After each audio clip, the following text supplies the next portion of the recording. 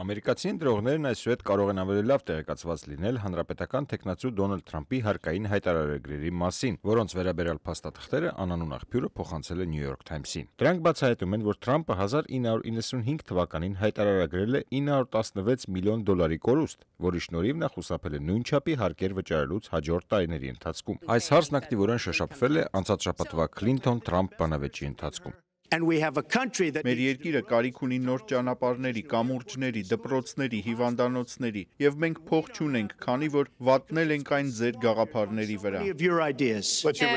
Իսկ միգուցե քանի որ դուք տարիներ ի վեր խուսափել եք վճարել որևէ դաշնային եկամտահարկ։ Թրամփի կողմնակիցները պաշտպանում են իրենց թեկնածուի որոշումը չբացահայտելու իր հարկային հայտարարագրերը։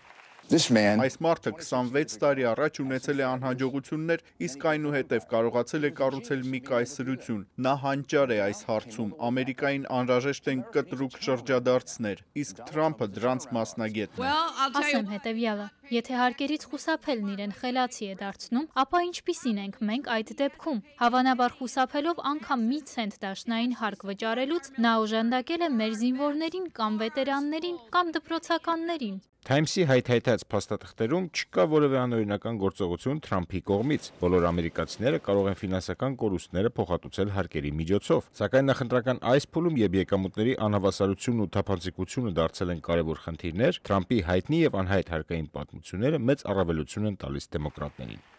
Արամ Ավետիսյան, Ամերիկայի ձայն, Վաշինգտոն։